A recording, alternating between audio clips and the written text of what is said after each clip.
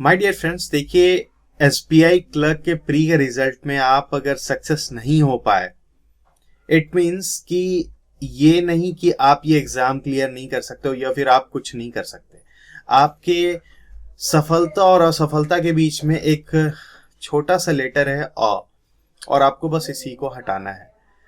एक बात और याद रखिएगा कि आप इस एग्जाम के साथ साथ ना जो भी और एग्जाम आ रहा है उसको भी बिल्कुल देते हुए चलेगा। इससे होगा क्या ना कि आप हम लोग एक माइंडसेट बना लेते हैं कि हमें बस और बस बैंकिंग का एग्जाम देना है और बस यही गलती कर जाते हैं। हमें इसके साथ साथ जो भी एग्जाम्स आपके सामने आ रहा है ना, बस उसको भी आप देते हुए चलें। इससे होगा क्या ना कि आप डाइवर्सिफाई कर पाएंगे अपने आप को। हाँ, ये बिल्कुल, कोई अगर आपको बता दे कि दो नाव पर पैर नहीं रखना है, तो मैं दो नाव पर पैर रखने के लिए नहीं बोल रहा हूँ। आई एम सेइंग दैट कि आपको साथ में लेके चलना है कुछ और एग्जाम्स भी, क्योंकि नॉर्मली एग्जाम्स का जो पैटर्न होता है ना वो बिल्कुल सेम होता है। आप अगर बैंकिंग का प्रिपरेशन कर रहे हैं, डजंट मीन कि आप एसएससी ये क्वालिफाई नहीं कर सकते, आप रेलवे का एग्जाम क्वालिफाई नहीं कर सकते, आप कांस्टेबल का एग्जाम क्वालिफाई नहीं कर सकते, या फिर आप वेरियस एग्जाम्स होता है एसएससी में वो क्वालिफाई नहीं कर सकते, आप यूपीएससी क्वालिफाई नहीं कर सकते। बिल्कुल कर सकते हैं। मैं आपको बताऊं कि यूपीएससी का बहुत कैंडिडेट है जो कि एसबीआई का एग्जाम क्लियर करता है। तो वो भीड़ कहाँ से आता है? ये जो अनएम्प्लॉयमेंट है, बस इसी के एक छोटे से होड़ में हम लोग हैं जहां पर कि असफलता और सफलता के बीच हम लोग लड़ रहे होते हैं। तो इस बात को समझिएगा कि जो भी एग्जाम, जो भी अपॉर्चुनिटी आपके सामने आ रहा है, उसको सोचिए कि आपको एक टारगेट बनाइए कि आपको गवर्नमेंट जॉब चाहिए ना, तो किसी भी जॉब के लिए आप पढ़ें और कोशिश करें कि पहले एक जॉब आपके सामने आ जाए।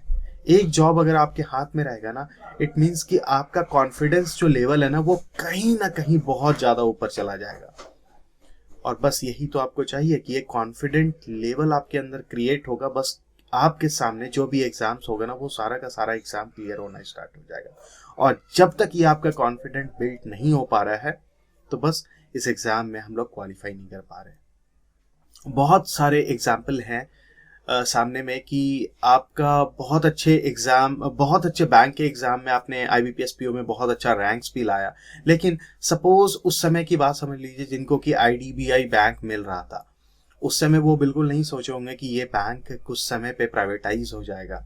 लेकिन अगर वो उस टाइम पे उन्होंने, किसी ने एक बहुत हार्ड डिसीजन लिया कि मुझे आईडीबीआई बैंक में ज्वाइन नहीं करना है क्योंकि आने वाले टाइम पे ये हो सकता है, तो कहीं ना कहीं ये सारी बात आप समझिए कि आने वाले टाइम पे बैंकिंग में क्या होगा ये कुछ पता नहीं है। कौन सा बैंक प्राइवेटाइज हो जाएगा आने वाले दिन पे, हर दिन आप न्यूज़ सुनते हैं। तो कोई भी पहले एक जॉब पकड़िए और कोशिश कीजिए कि जॉब नहीं है उसके साथ हम लोग ये चीज़ जल्दी निकाल लें तो बेटर होगा। लेकिन अगर बहुत लेट हो जाता है तो लेट नहीं करना है, कोई एक जॉब पकड़ लेना है आपको किसी भी तरीके से। आपका बस कॉन्फिडेंस लेवल बिल्टअप होना चाहिए, वो एक बार जैसे हो जाएगा तो आप किसी भी एग्जाम को क्लियर कर सकते हैं। तो मैं जो एक लेसन देना चाह रहा हूँ वो ये है कि आपको इस अनएम्प्लॉयमेंट के भीड़ से निकलना है ताकि आप अपने आप को थोड़ा अलग बना पाए और आपका माइंडसेट भी थोड़ा अलग बन पाए। तो ये चीज़ बिल्कुल क्लियर होना चाहिए आपका कि जो भी अपॉर्चुनिटी आपके सामने आ रहा है उन सारे एग्जाम्स को आप दें और क्लियर करने का कोशिश करें।